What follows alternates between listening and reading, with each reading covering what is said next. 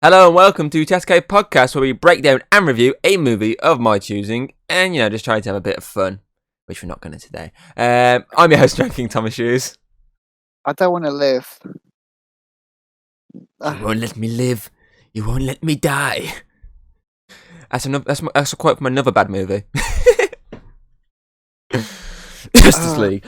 That's the irony, I will say. The first one came out before that shit stain. And this shit stain came out before that masterpiece. But the opposite effect. Amazing. Huh. Good sandwich. Who would have funked it? I said the shit one's a sandwich between the good ones. Today, if you can't tell, we're discussing Wonder Woman 1984, released in 2020. It was released in countries where cinemas were open just prior to Christmas last year, before being released as the first major release on HBO Max on Christmas Day in America and other countries that had HBO Max, i.e. not the UK. And obviously that kicked off Warner Bros.' HBO Max 30-day exclusive slate for the year, which has obviously been continued with films like Godzilla vs. Kong, an actual fun movie that came out during the pandemic, and then most recently Mortal Kombat. The movie was once again directed by Patty Jenkins, who directed the original movie, but this time she was also one of the writers of the story, taking over from Zack Snyder, who was one of the writers on the first one. And she's drinking very heavily. Probably. It explains everything. Okay, let's just get into this shit before we, Well, I wouldn't go that far. Maybe see, you can't remember anything. Can you just chloroform me, please? Just focus on the good parts of it. Okay, so I'll kick us off with the good parts, then, shall I? The positives of the movie. Yeah. The intro. The intro's a positive. Yeah. The whole Olympics and then the mall. So the Olympics was, it's a very cinematic sequence with very good music back in it. And I believe I read somewhere that the actress who played young Diana did her own stunts for that. I swear I read that somewhere. So fucking Amazonian. Kudos there. But I mean, as I stated, even watching yesterday with you, I was like, so this starts off good and then just slowly just like goes downhill. Because I really like the Olympic scene. It's very fun to watch. Obviously, very Greek. Yeah, it's very Greek. It's minus the eagle saying when she's diving.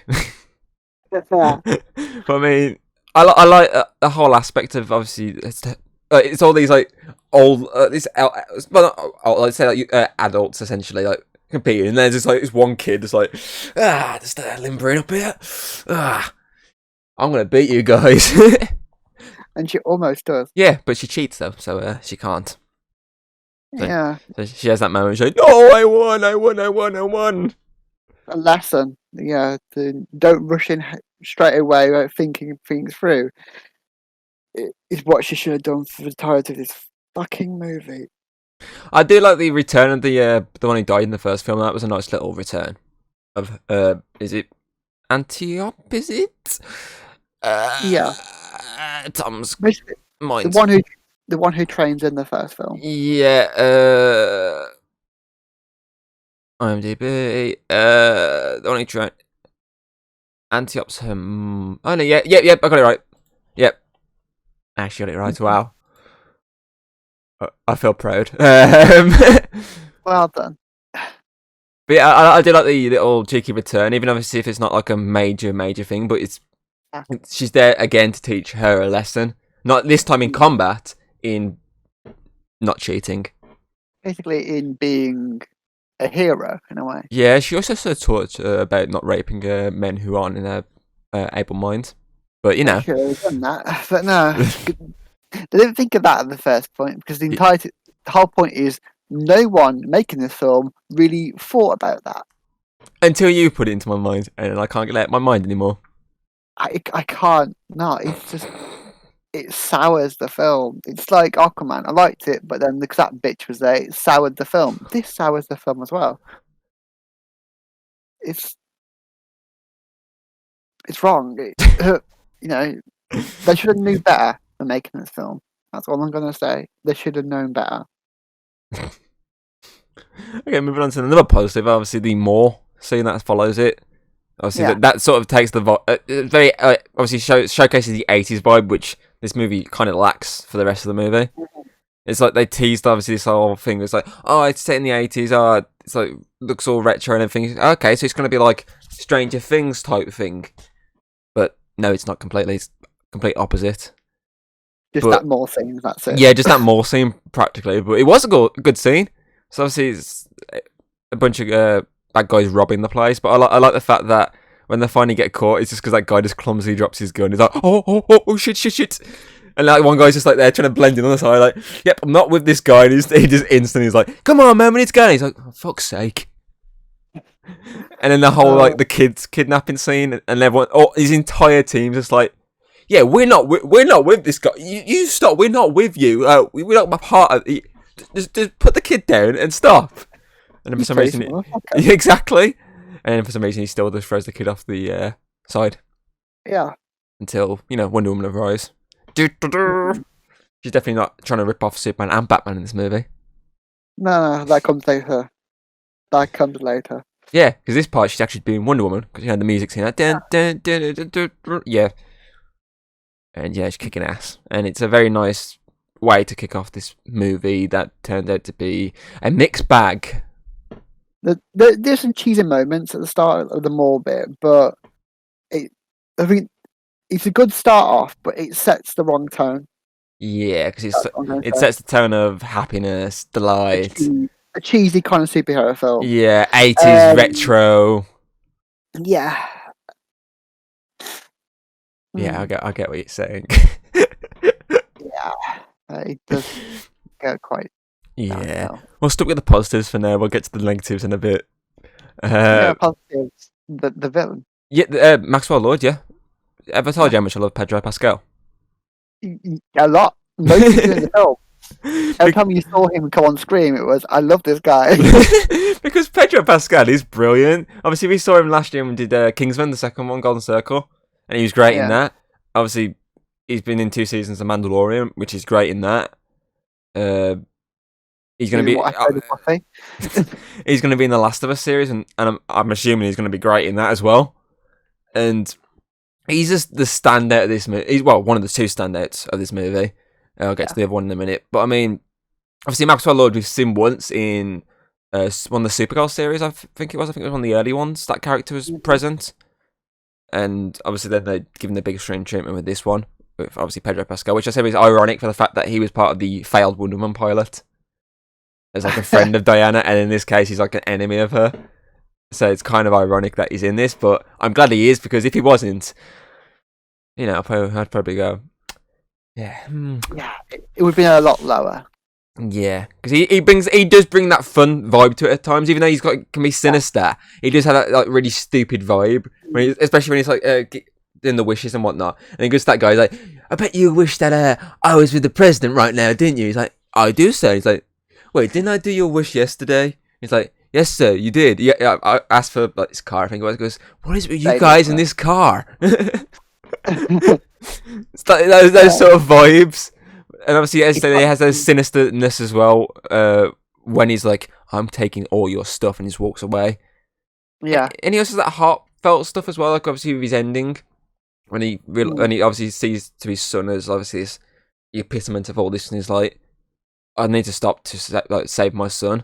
So he does have these different like sides to him, which is a great character development situation. So he starts off as this this.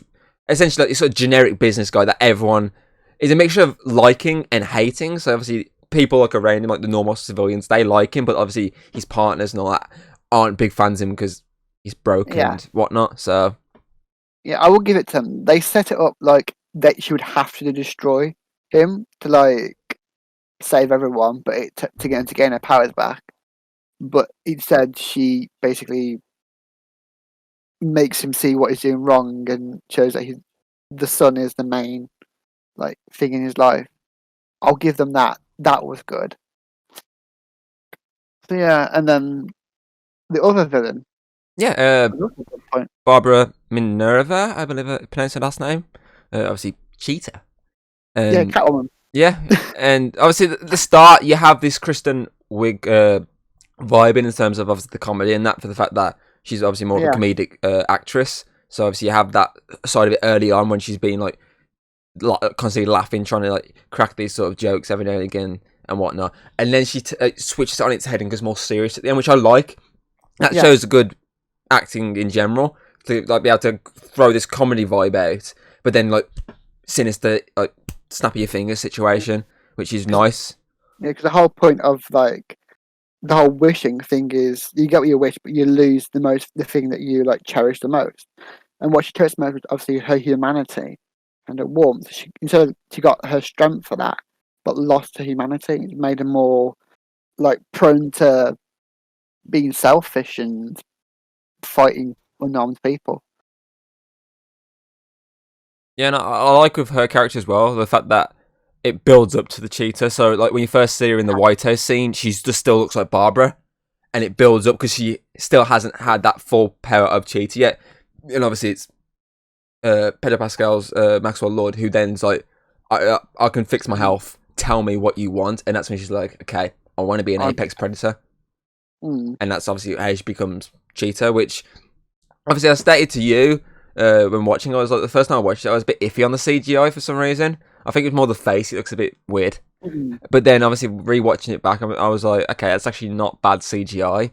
It could have looked a lot worse, and obviously, as we said, darkness is CGI's best friend because it blends it in. Yeah, because that's another thing I said as well. Fast cuts help you not actually put full focus. Because if you notice, when it's like the full focusness, it's always like a zoomed out shot. Like when she first sees when she first appears as Cheetah, she's on the roof, but you don't see like a full shot. You see it from a distance of this like figure, and then you see like the zoomed inness of the face. So it's not like this full like, body shot. But I mean, the fur looks really realistic. I will say on the body, and the tail moves very realistic as well. So they did good for her and her CGI. At least it could have been extremely worse. It could have been cats. Yes, it could have been cats, and it could have been, but it could have been really amazing, like Cat in the Hat. That's not CGI though. That's a bodysuit. They could have used a bodysuit, and it would have been amazing. You're only saying that because I put that in your mind yesterday. Look, okay, if I will need to still use some points of yours, okay. It's lucky I didn't put that in my notes anyway. So I knew you were probably going to steal it. But yeah, they did pretty alright with Cheetah. And the villains overall. And yeah, which is ironic because it's the complete opposite from the previous Wonder Woman Yeah, because film. obviously Ares, though it was a cool looking design and whatnot, the plot twist was, as you say, iffy to not great. Yeah, and his depiction. Yeah. But obviously, stick to being werewolves. Yeah, but obviously this rendition of the villains, it's quite funny as well. To think about it. The first movie, the plot was good. Everything about the movie was good apart from Ares. Whereas this movie, the villains are the best points. And that's about it. Well, I will say the action overall is quite interesting to watch. Yeah, that's so, cool. So you obviously got that the car chase in Egypt. I don't know. I can't remember exactly where in Egypt it was. I think it was Cairo area, wasn't it? Probably. And obviously that's quite an interesting thing because it's showcase. That's obviously the first showcase of her being weak, which is a nice little thing to watch. Because obviously she does that thing where she just like opens the car door, just gets out, and starts choking next to the car, which is quite funny. And there's Steve in the car, like, okay, I guess I'm staying put, am I? Yes, he is. And obviously that cool like scene when the truck flips when she's behind it and she jumps up in the air. That was quite a nice cinematic shot. Yeah. There were some quite good moments to it. It's just we'll move on to the bad things, I think, because we'll stick with. I've still got a few good points, so we'll add. Got some good points. Wow. The invisible jet, I like that. I thought it was a nice little spin on how they could get the jet. It would be more funny if she was still like visible floating in midair. That would have been hilarious, yes. But obviously, for realism purposes, that is not the case. That would be like at first she does that and oh shit, I've got to do me as well. Oh shit, I put too much focus on this. Hold on, I'm gonna do me now. She turns herself invisible. The jet goes visible again. The blow up at the sky. Whoops. Oh well, at least then no one is evidence of the crime she's done. The golden armor. I like the golden armor. I thought it was just really, really well done. I thought it was really good looking. One thing I didn't like about it though was that the wings went straight away gone. Yeah, I think it's because the fact that that's built like this like amazing strength armor that's like can take anything. I feel like it's because Cheetah is literally like fully powered to the max. I know, but I think it would have been better if the wings like at least could retract. So that way she could have used them, like switch between using the wings and not at the same time, instead of just using it as Falcon. And I believe in the comic aspects they aren't like that. They actually are always out. I think that's why it's like that. I believe they're stuck to the sort of comic design of it because we're going to try and not knock everything off my display here. I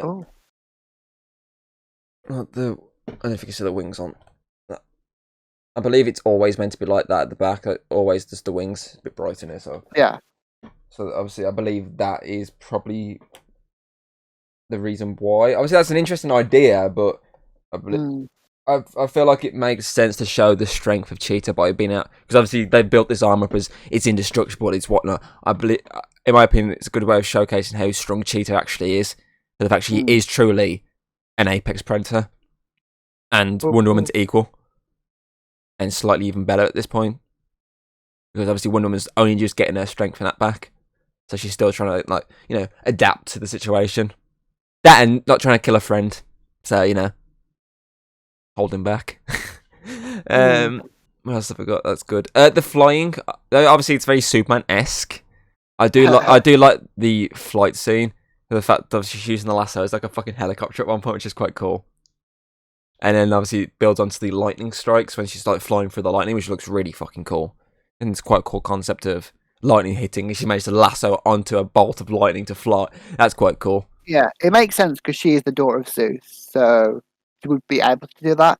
But also, it's very, very Thor-esque.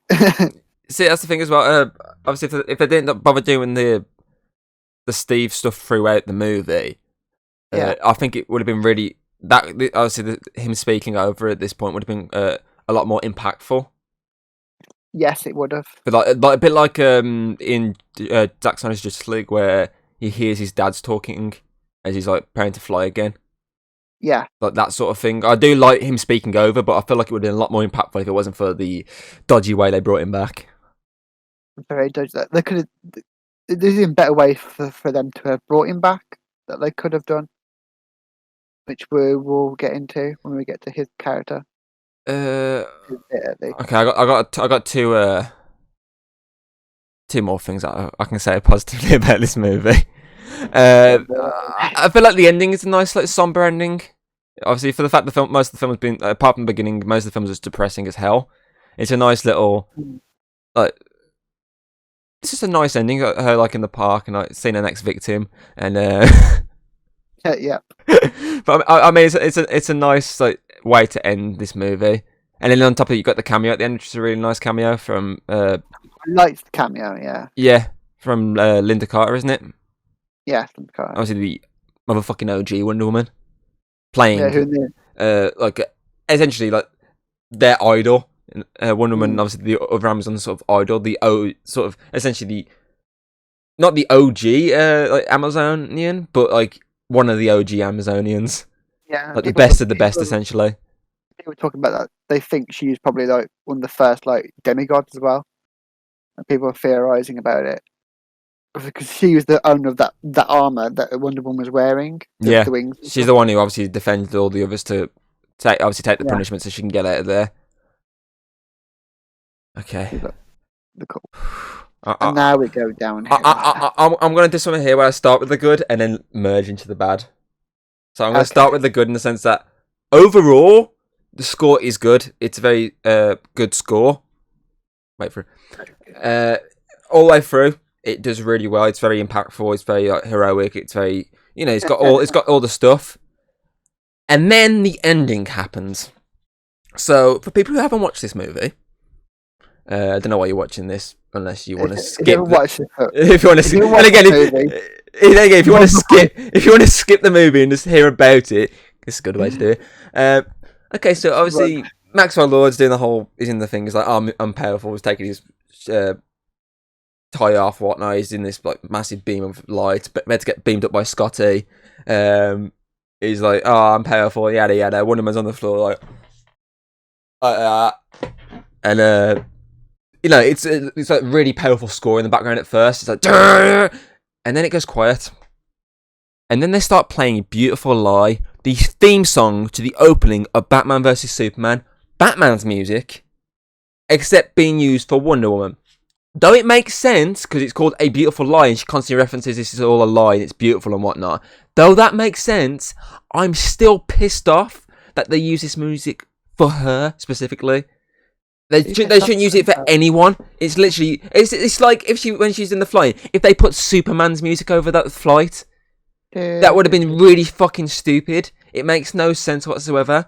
Though, don't get me wrong, I agree with Patty Jenkins' comment of why she used it, because it's a beautiful score, it's a beautiful piece of music, and I respect that, but just don't fucking use it unless Batman's there, because it's Batman's music, and it's more impactful, in my opinion, during the Wayne murders.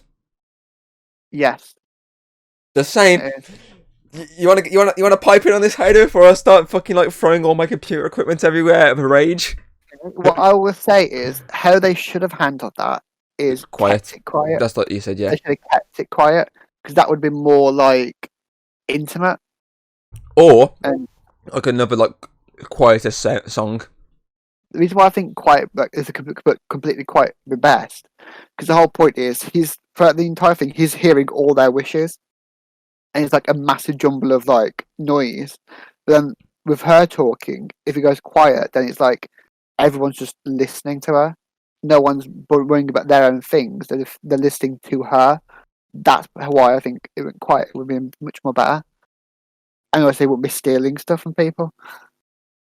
That's one of the many things that grinds me down with this movie. It has its moments, but that just. See, that's the funny thing. Obviously, before you even watched it, obviously you knew about the plot points regarding Steve, which we'll get to in a minute.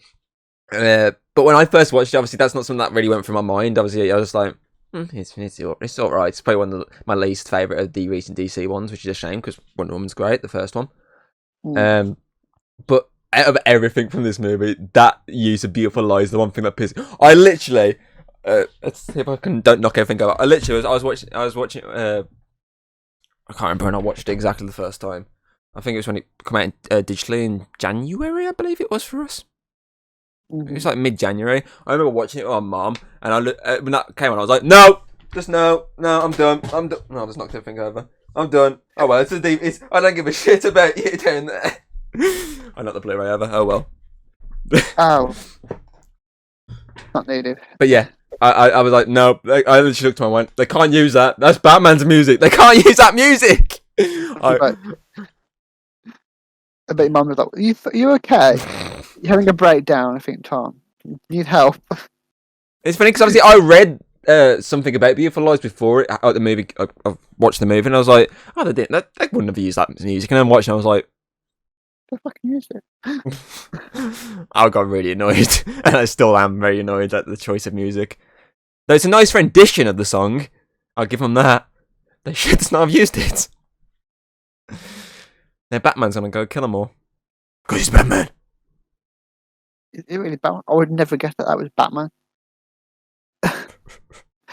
It's there are some like questionable choices that affect the entire film. Would you like to begin us with the second questionable choice, Hayden? Yes, the second and probably the most questionable choice to me, at least, is how they managed to bring back old love interest Stevie Boy, the big tech Steve Rogers. She makes a wish on this stone, that realizing that she's wishing for him to come back. How they could have done it is like, he appears just from the moment he's about to die. He appears here in this time zone, but with his like World War uniform. That would have been so good. And because the moment when he leaves, she renounces her wish, and he goes back to that moment before he died.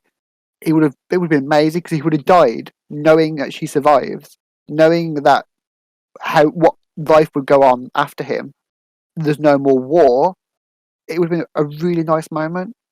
Instead, it's they bring him back after he dies, but in the body of someone else. So to everyone else, including himself and really her, he looks like someone else because he is in the body of someone. It's like a possession. Essentially, yeah.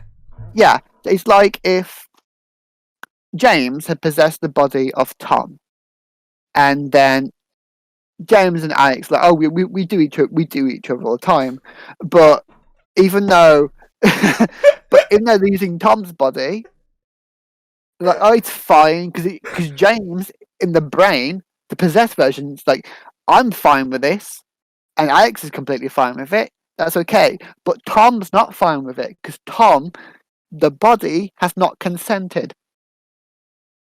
This is the main problem, and this is why I think Patty should have known much better. Because if we supposed to, because it's wrong. Like, consent is important. What the fuck was that reference? Comparison, whatever the fuck you want to call it. The best way to explain it, okay? Why was I brought? Why you could have used any other example of how to explain that situation, but no, you say that James and Alex would bang each other in my body. Yeah, but James is possessing you. The fuck? It's not right. That's what we're saying. Okay. For fuck's sake. Basically, to sum it up, rape. Yes, but it is classed as rape because no one the body didn't consent, and she consented with the possessed version, but not the body. So it's confusing. The thing is, obviously, that's never explained as well. Is what happened to his mind, that guy's mind. No. It's never explained what happened to it. It's like not explained. Obviously, the one aspect you could say maybe it's like gone in, like it's been put into Steve's body's mind, like back in the day. Dead. Exactly. Or is it like just like pushed to the back of the memory, and it's like he's obviously the fourth. It's never actually. That's another thing that's never explained. Really, it's just like, oh, he's back. Oh, it's okay. See, don't get me wrong. I like Chris Pine. I think he's a good actor, and he's obviously really fun in this movie when he's obviously taking the piss. When he's like, "This is art." He walks up to the bin, and it's like, "Oh, it's the trash can." He's like, "It's a trash can." Okay. But stuff like that is quite light-hearted. He brings obviously the comedy value into the movie, but then obviously, as you said, the whole plot point around how he's got there, the fact some of it's not explained, the fact that they don't acknowledge the fact that she's essentially raping this guy. Mm-hmm. But it's a very sour taste on an already mixed bag of a movie. Yes, it does. Because, like I said, if they had it, so it come back from that moment, they brought him from that moment before he dies, I think it would have been so much better. Like I said, the whole resolution of him accepting death instead of like and learning about what happens like after he's gone. I think it would be so amazing. But instead of bringing him back after he died in someone else's body, it's just wrong. And it makes the emotional thing where she's like flying and hearing his voice. It makes that, it cheapens that bit. 100% agreed. But yeah, do better. Everyone do better, please. There's so many ways that could have been done a lot better. So that's the thing. Obviously, one thing I think I said it. Obviously, this was kind of released at the wrong time during a pandemic. So obviously, everyone's depressed as it is. You don't really want a depressing movie in your case. But I feel like even if it was released out of the pandemic before it even happened, or even after it's all done and everything, I still feel like it would have got the same sort of reaction from people. Yeah, people still wouldn't have liked it. So I believe on Rotten Tomatoes, the critics rating is like 50-something%, whereas the audience rating is 70-something%. But I'm sort of siding more with the critics on this one for a change. Yeah, I disagree with the audience aspect, but I still feel like even if it wasn't, I say if it was released before everything, it still would have had the same reaction. For the fact that it fucks up a lot of things, and it just makes it even worse coming out like being the first sort of major release since, well, Tenet, which is another film Yeah. Warner Bros. Screwed up with putting out during the pandemic.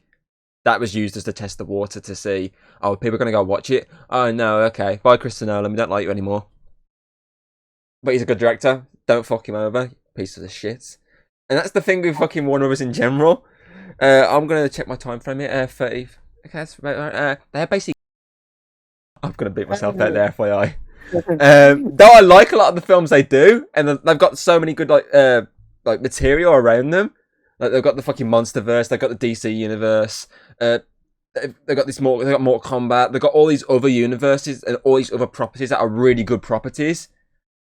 But they just don't know what the fuck they're doing sometimes. They basically fuck Nolan over, and now he's pretty much had enough of them. They fuck Snyder over, and even he stated they don't want him back. They don't want him at all. And they've just fucked loads of other people over in terms of like directors, actors. So, you get my point. And obviously, this is probably not an aspect of that. It's just obviously I'm saying their marketing strategy of it. Of it's set in '84. Oh, it's all retro. Oh, let's go watch this. And it's depressing as hell. And then obviously releasing it as the first sort of major release. Like at the start of like the end of the first year of pandemic is not helping it at all. That's why I think if you look at Godzilla vs Kong, though that has its issues as well, that was a really fun movie, and that was released at a point where everything's starting to come a bit lighter now. So it's that was a nice like release. That I'll give them credit. That was a well-timed release, but this is not a well-timed release, and I don't think it would have been a well-timed release at any point because rape. Yeah, pretty much. It's what it needs to be like done. If they had some little changes, like how he came back, and if they'd have kept the tone, because the tone shifts from happy to really, really depressed for most of the film, and then happy again at the end. If they at least like either blend into that quite smoothly instead of just a quick abrupt change, or if they just kept the same kind of tone, like it was all like dark, but with hints of light, or if it was light with the dark moments in it, like most Marvel. As I keep comparing obviously that would have been like the same as the first sort of movie, because obviously the first movie was quite dark with these sort of light-hearted moments like slotted in every now and again. Whereas as you said, this it like starts the first like say like 20 minutes is quite light-hearted, 20-25 minutes quite light-hearted. Then up until like, the last like 10, 15, 20 minutes, it's all dark, depressing, and whatnot. There's not really any light within there. It tries to force it, and it just doesn't work. Yeah, I think I can predict. I think I recognise the exact moment where it went depressed. And I think it was the moment from Maxwell going in from his building to the secretaries until he goes into that room and it's completely bare and empty, and that is the particular moment where it starts going depressing. So, because it tries to, well, that's why when it brings Steve into it, it tries to do the light-hearted stuff with him more than anything, but it's more forced when it's obvious that his character is now here just to be the comic relief. So, you know. It's not good. Yep. If they just did those little tweaks, it probably wouldn't a pretty good sequel. It probably wouldn't be amazing, but it would have been like a good enough sequel. Exactly. It wouldn't have lived up to the first one, which most sequels don't anyway, but it still would have been a lot better than what we've got. Because don't get me wrong, I think from a cinematography point of view, it is stunning. Yeah. As I said, it looks stunning. It sounds stunning apart from one bit. And a lot of the concept of it is quite interesting. Obviously, the whole wish is a genie and whatnot. That's quite an interesting concept, but it's just not handled the best. So... Yeah. It could have been a good enough, like, an average DC film. But now it's become DC's Dark World. That's obviously what we compare it to. It's basically DC's equivalent of a sort of for Dark World situation. This basically low point that you need to forget. You're probably just going to try and forget about quickly. Just like Justice League theatrical one. And think about it, if it wasn't for Ragnarok, Thor would have been everyone's least favourite character. Because he was going down, like, the character was like... Going downhill, pretty much. Going down to everyone's, like, eyes, because he was rarely using in Age of Ultron because of Dark World, and he was very flat in Avengers.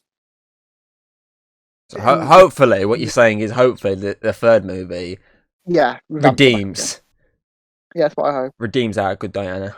Yeah, because Gal Gadot, she's great as Wonder Woman. She is the. If you think of Wonder Woman, you can't really think of anyone else. Her or obviously you can think maybe Linda Carter because obviously she's the OG. But I mean, but you still if you say Wonder Woman, you go, oh, Gal Gadot.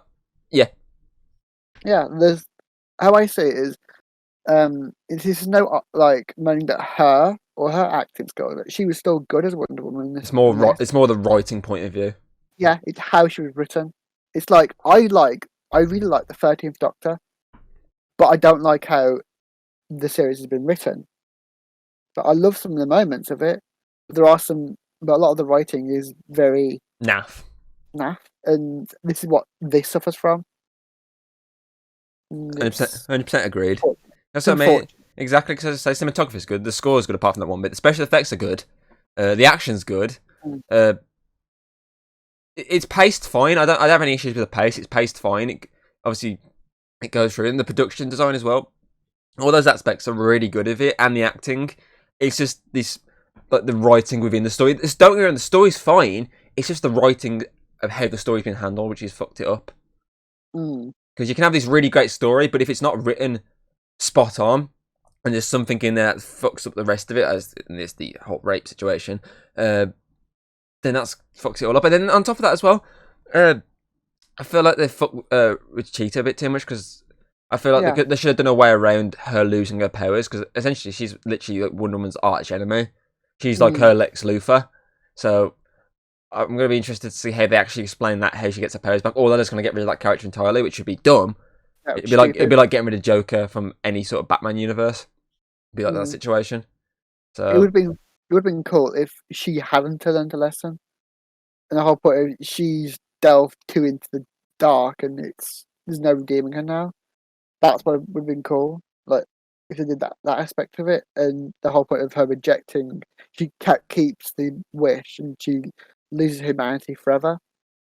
Yeah, that would be good, but no. I could have like done a way around it, so everyone else gives the wish up. It's all corrected. Like she's as you say still too affected by it, and then she didn't give a wish up. It still didn't affect the overall of them getting anything. Like they didn't have to get everyone's wish back. They just needed the majority of the world's wishes like cancelled. That would have made sense. And like she obviously is just like, fuck you, I'm done. I'm now I am the apex. That would have made sense. So I feel like they could have because essentially isn't it like a curse in the comics? Yeah. Didn't she want the power like of Wonder Woman, but she just gets cursed essentially? Yeah, which is basically what's happened here. Yeah, but then she gets rid of her power, so we'll see how they fucking handle that in the future. As I say, if they even bother fucking handling it, they couldn't just like wipe it away. Yeah, let's hope Flashpoint. Let's hope Flashpoint fixes some things, fixes some aspects. Yeah.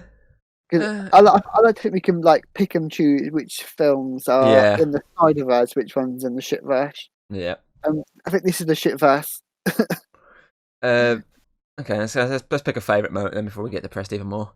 I know it's difficult to pick because, as we've said, depressing at moments, but for a favourite moment, I think I'm going to give it to the lasso scene in the lightning. I thought it was really cool cinematically, and it was the point where the movie started to pick up and then went back down as soon as they did the Beautiful Lies. Saying. I'm trying to think. I think my favourite would be, I'd say the first fight between Cheetah and Wonder Woman. Yeah, when Cheetah wins basically. Yeah, when she looks normal. Yeah, and Wonder Woman's beaten and weakened. So that's like the lowest we'll probably see Wonder Woman. I kind of like how the whole point is she wants to keep these powers, so she's being selfish and stuff. And it was like the first hint at we're getting this wild, evil character, and then we don't get the full edge of that evil, wild character. We just get an okay Cheetah, then just gets gone forever now. But yeah, I liked that fight. So yeah. Okay. But also I did like the lightning bolt as well. Yeah. Even if it was a very Thor-esque Very. Ah, she's a Greek. She's Zeus, his daughter, so makes sense. Yeah, it makes sense to be the daughter of Zeus. Okay, That's- let's give it a rating for this mixed bag of a movie.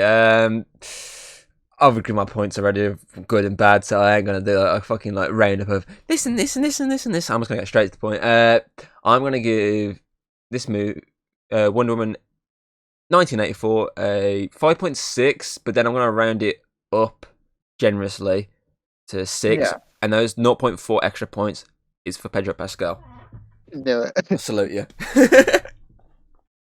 I'm gonna say I'm actually gonna make it a little bit harsh in here. I'm gonna say 5 because Well, I I think- went middle round anyway. Yeah. In between, I just rounded it. slightly harsher.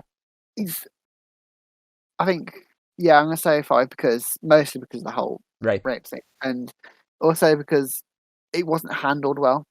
I think if there's certain things change, it probably would have been really good. 100% But agreed. unfortunately, they fucked up. Yep. So that gives Wonder Woman 1984 A Chatter Cave overall rating of 5.5. Wow, that's the lowest I've gone with DC. It's usually like 7 or above. Actually, I think 8 has been like the one like around the point we've always given, like in terms of overall. I think it's the lowest point. Literally, Wow. I thought that when we first started doing DC, I thought I'd be giving 5.5 to fucking that Batman vs Superman. But even though that was depressing, it was handled Yeah. right. It's just like even though there were some odd character moments in that film, there was It's still some- entertaining. Yeah, most of it's entertaining. Whereas there are some good some good moments in this film, But but it just wasn't then there's entertaining. that sour taste in it, and wow, I even rated it lower than did Aquaman. Yeah, it's And that had even worse sour it's taste. like if you got a nice glass here of Pepsi Max. Yeah. Nice taste, look. Nice taste, but then someone does a shit in it, and then it's a sour. Yeah, it's like comparing Pepsi Max and Coke Zero. One tastes like Pepsi and one tastes like piss. Basically, yeah. Okay, we'll quickly move on to our MVP award. So I just gave MVP award goes to Maxwell Lord, Pedro Pascal, because we both said he's like the standout in this movie, and it's Pedro Pascal. We've got to give it him. We didn't have this award when we did Kingsman, so we've got to give it him now. Which then means our runner-up is Barbara Minerva, Cheetah, Kristen Wiig, because she's the other standout of this movie, and it's a character that's handled correctly, apart from how she loses her powers at the end, because Cheetah should be still Cheetah. Yeah. Other than that, great acted. Okay, then, Hayden, I got a question of the day for you here. So, obviously, I'm pretty certain they've already confirmed that the third movie's happening. So would you like to see the third movie be set more present day than in the past, which obviously we've done 2 so far set in the past, but we've only had her in the present in terms of the team ups. So would you like her story to be set in a more present situation, which would then allow other known DC characters in the present day to have cameos essentially? That's what And yeah. if yes, what character would you like to see cameo in the Wonder Woman 3? Yes, I would like modern ones. And I'm thinking I would like to see at some point Wonder Girl. At some point having that plot point go into it. Because she was pretty good in Titans. So I think it'd be nice to see like a version of that. And I don't know how they would do it. But I think that'd be quite fun, making her be more in like the more of a parental like mentor kind of like part. And they could probably have like a cameo of having Batman coming in. Yeah, that was my mind is Batman for the fact that they build up this romance between the two of them. They should see it through.